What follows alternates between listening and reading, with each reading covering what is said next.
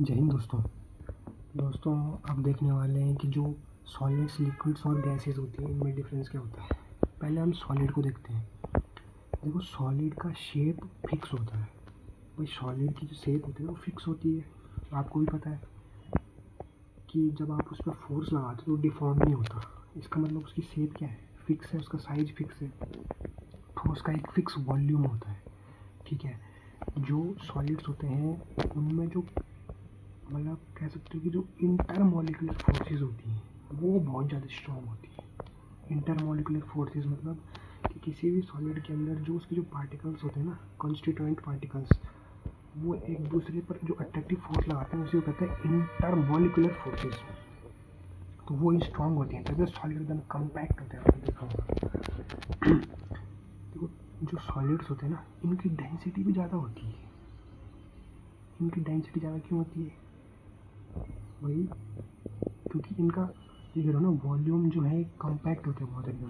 तो कॉम्पैक्ट होने की वजह से इनकी यूनिट वॉल्यूम में जो मास होता है वो काफ़ी ज़्यादा होता है।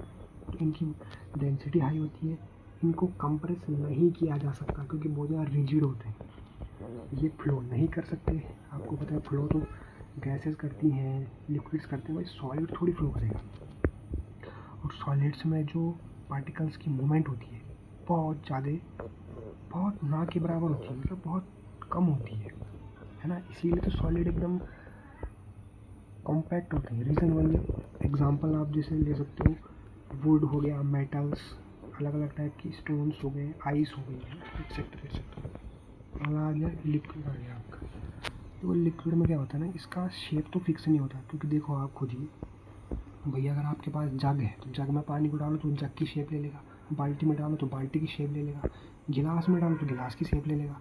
तो इसका शेप मतलब इसकी साइज है ना, शेप और साइज वो तो फिक्स नहीं है, लेकिन इसका वॉल्यूम तो फिक्स होता है। भाई 5 लीटर पानी आप बाल्टी में डालोगे तो उतना ही आएगा, कैन में डालोगे तो उतना ही आएगा, है ना। 5 लीटर का जो डिब्बा होता है 5 लीटर पानी उसमें भी उतना ही आएगा। ये तो नहीं है ना कि अगर हम बर्तन चेंज कर दें तो उसकी वॉल्यूम अलग हो जाएगी, नहीं, वॉल्यूम तो फिक्स होती है। फिर लिक्विड्स में क्या होता है, जो इंटरमॉलिक्यूलर फोर्सेस होती है ना वो इंटरमीडिएट होती है, ना तो ज़्यादा कमज़ोर ना ज़्यादा स्ट्रॉन्ग, बीच की होती है। बीच का है ना एवरेज स्पीड जिसको कहते हैं। इसका जो आपका डेंसिटी होगा ऑब्वियस सी बात है सॉलिड से कम होगा, पर गैस से ठीक ठाक होगा।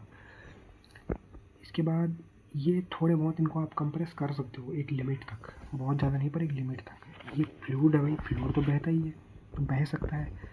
इसमें जो पार्टिकल्स का मूवमेंट होती है ठोस से मतलब सॉलिड से थोड़ा ज़्यादा होती है पर गैस से कम होती है।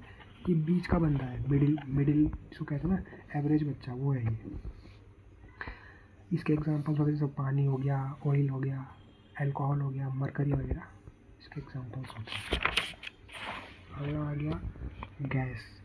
अब देखो गैस का क्या है, बिल्कुल रैंडम चीज़ है ना, तो इसका शेप साइज फिक्स है ना इसका वॉल्यूम फिक्स है ना। भाई गैस का क्या है, एक बोतल में भी आप उतनी गैस रख सकते हो और उसको खुला छोड़ कर पूरे कमरे में भी उतनी गैस फैल जाएगी। तो ना वॉल्यूम फिक्स ना शेप साइज फिक्स। इसमें मॉलिक्यूल्स का जो मतलब जो इंटर मॉलिक्यूलर फोर्सेज होती हैं वो बहुत ज़्यादा वीक होती है।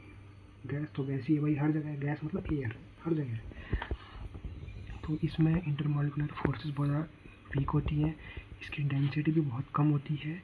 इसको जितना मर्जी उतना कंप्रेस कर सकते हो। भाई एक गिलास में जितनी गैस है उसको पूरे कमरे में आप फैला सकते हो, बहुत ज़्यादा कंप्रेसिबल है। और वैसी बात है ये भी एक फ्लूइड ही है तो इसको भी बिल्कुल ये भी बह जाता है, आपको पता है। गैस तो भाई बहुत रैंडम चीज़ है। इसमें मॉलिक्यूल्स की स्पीड बहुत ज़्यादा होती है, वेलोसिटी बहुत ज़्यादा होती है इसमें। सारी गैसेस ले लो, oxygen, nitrogen, carbon dioxide, argon, xenon, radon, जितनी है सब ले लो, गैस तो गैस ही है, पीरियोडिक टेबल में भरी पड़ी है। तो हमने क्लियर किया गैस, आपका सॉलिड, लिक्विड और गैस में जो डिफरेंसेस होते हैं, मेजर डिफरेंसेस, उनको हमने यहाँ पे क्लियर करने की कोशिश की। तो मिलते हैं अगली वीडियो में, तब तक के लिए धन्यवाद।